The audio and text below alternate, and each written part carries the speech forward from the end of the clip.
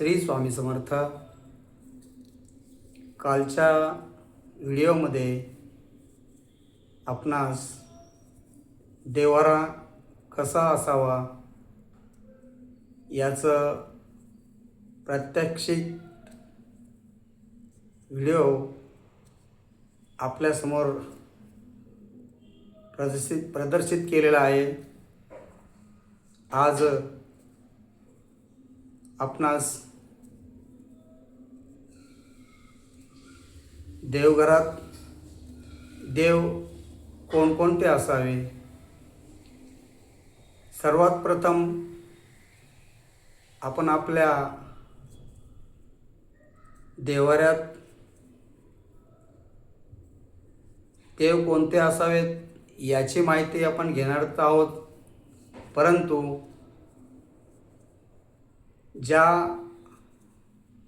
मातापितांनी, ज्या पितरांनी आपल्याला या जगात आणले त्याविषयी आपण प्रथम माहिती घेऊ.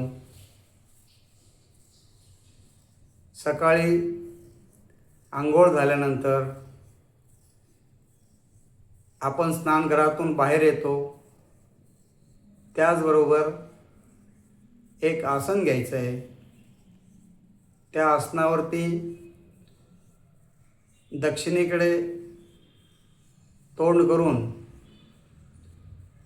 पितरांची माफी मागायची आहे. हे पुरुष पितरांनो, आमच्याकडनं आपल्या सेवेत काही चुकलं असेल, काही राहून गेलं असेल, आम्हाला माफ करा असे म्हणून पितृतृष्टीकारक पितृस्तोत्र वाचायचं आहे. आणि हे पितृतृष्टीकारक पितृस्तोत्र वाचून झाल्यानंतर पुन्हा पितरांची माफी मागून आपण स्नानघरात जाऊन हातपायावरती पाणी घ्यायचं आहे. 3 वेळेस सूळ भरायची आणि नंतर देवारा आणि अगरबत्ती. बघा, या देवाऱ्यामध्ये 3 पायऱ्या आहेत. 3 पायऱ्याच्या पहिले आपण पितरांचा टाक ठेवायचा आहे. देवाऱ्यात दाखवल्याप्रमाणे गणपतीची मूर्ती ठेवायची आहे. ती भरीव आणि पितळे असली पाहिजे. त्यानंतर श्री बाळकृष्णाची पितळी मूर्ती असली पाहिजे. त्याचबरोबर एका वाटीमध्ये तांदूळ घेऊन त्या तांदूळामध्ये श्री अन्नपूर्णा मातेची मूर्ती ठेवायची आणि त्यांच्या बाजूला पितळाची भगवान शिवशंकराची पिंड ठेवायची आहे. त्याचबरोबर वरच्या पायरीवरती कुलदेवीचा टाक ठेवायचा.